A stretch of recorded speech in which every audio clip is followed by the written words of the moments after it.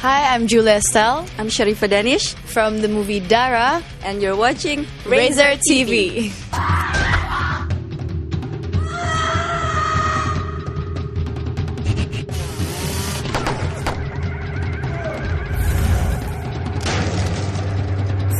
Yo, what up?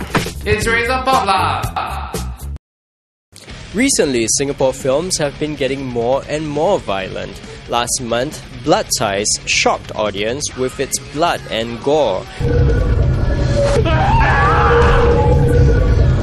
Now, a new film produced by Eric Khoo and Mike Wilwan is set to push that envelope even further. Slasher movies, with its gory scenes of murder and violence, have long been a staple in American movies. It first became popular in the late 70s with Halloween and Friday the 13th, and continued to thrive in films such as Nightmare on Elm Street and Scream. In recent years, a new subgenre called torture porn was born, with films like Saw and Hostel gleefully depicting torture and dismemberment. 30 years since the slasher movie made headway in Hollywood, Singapore feature films are slowly starting to feature hyper-violent scenes. 2004's Perth by Jin had a bloody finale. The recent Blood Ties by Chai Yee Wei is particularly memorable for its raw violence.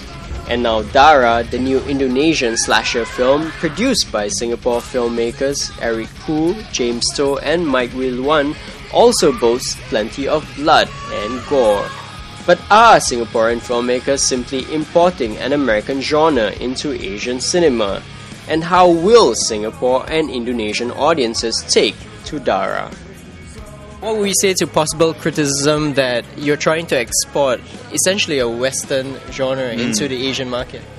Well, I think Asia, has really been so sort of, how you say it, involved as an audience watching American style type films that they will just watch something like that and say, hey, we can relate to it. And I think that's one of the good things about this film, that you could sell it outside because of the way it's told, What we have now is a new wave of horror, right? Is horror that knows no bounds visually, right? And we want to give people that type of horror, the slasher, the gore. And, you don't want to cut back on that, because generally from Southeast Asia, there's very little of that has been produced. And in particular, Indonesia. This is a milestone for Indonesia. Indonesia produces tons of movies, tons of horror movies every year.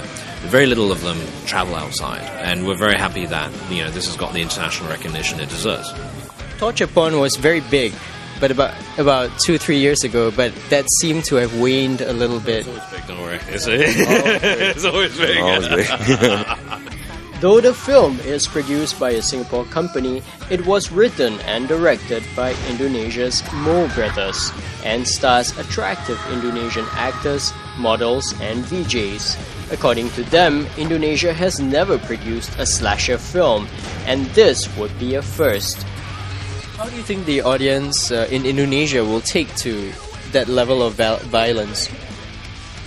Well, actually, we hope they're gonna accept this new genre and enjoy it, because it's something very new for the Indonesian movie industry. Has anyone thrown up or lose their appetite after watching the film?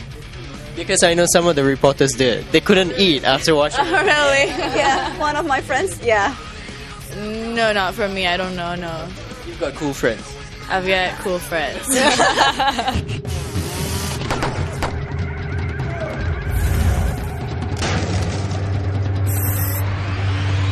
Is this the most violent Indonesian film you yourself have ever seen?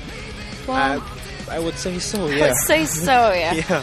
I would say so. And we try to make it as real as possible, and more real, yeah. Or the blood, the color of the blood. We make it very serious. The team the special effect they're very committed with their job. They're very serious, right? Yes. Making your burn.